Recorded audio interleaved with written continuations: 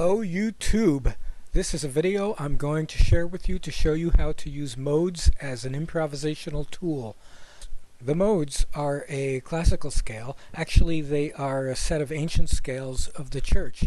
And ironically, the church doesn't compose music based upon these modes anymore. But classical music, film scores, and jazz musicians still utilize modes.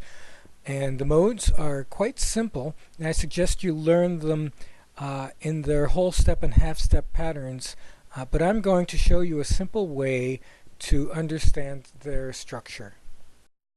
So this is a simple peek under the hood type video, not a nuts and bolts video. If you were to start on C and play a simple major scale, you already know a mode. That's the Ionian Mode.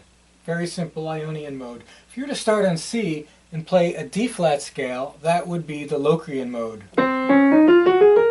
If you were to start on C and play an E-flat scale, that would be the Aeolian Mode. If you were to start on C and play the F scale, that would be the Mixolydian Mode. If you were to start on C and play a G scale, that would be the Lydian Mode. And if you were to start on the C and play an A-flat scale, that would be the Phrygian Mode. And if you were to start on C and play a B-flat scale, that would be the Dorian Mode. Now they may all sound alike to you, but they have huge differences melodically and harmonically. And I'm going to play an example, the same example in a couple of different modes so you can hear those differences. First is the Ionian Mode.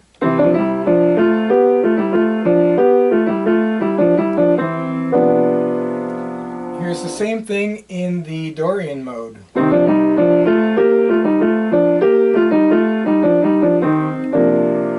Here it is in the Phrygian Mode, I hope.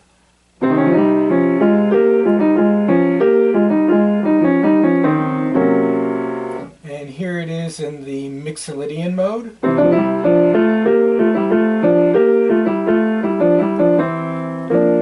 And here it is in my favorite, the Lydian Mode.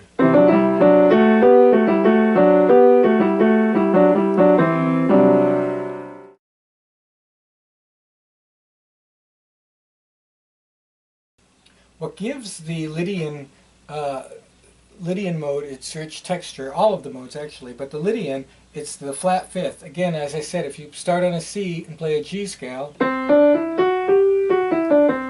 it is that note right there. So here's a simple C chord. Here it is within the Lydian Mode.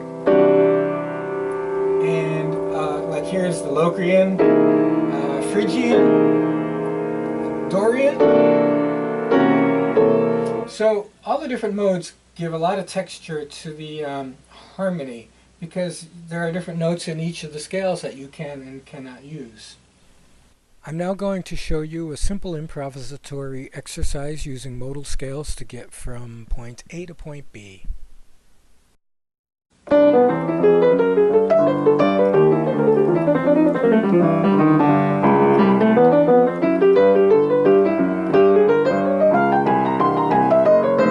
Okay, right there I used 6 modes. Well, I used 4 scales, 4 modal scales to get from point A to point B. The first one I used was a simple Mixolydian scale, descending. I started on a C, and then I played a Dorian, and then I played a, going up, I played a Locrian,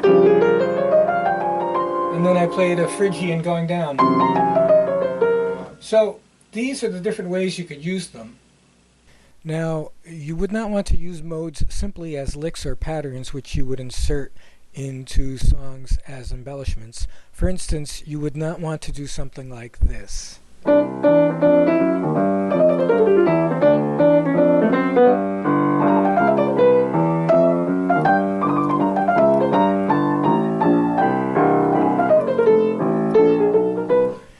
What you should do is use small bits and pieces of modes, such as 3 or 4 notes of several different modes, to get to go where you want to go. For instance, so that was 4 different modes right there that I used in my own mind to get from here to here. What you need to do also is to learn the scales in broken chord form, so you get a feel of how to work your way around the keyboard. For instance, Lydian.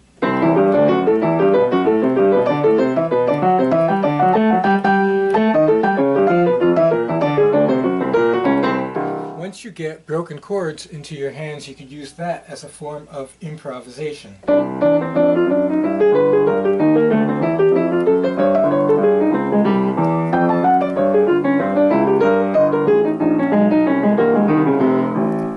Finally, don't steal what other people do. You don't want to be a copy of someone else. You should be an original you.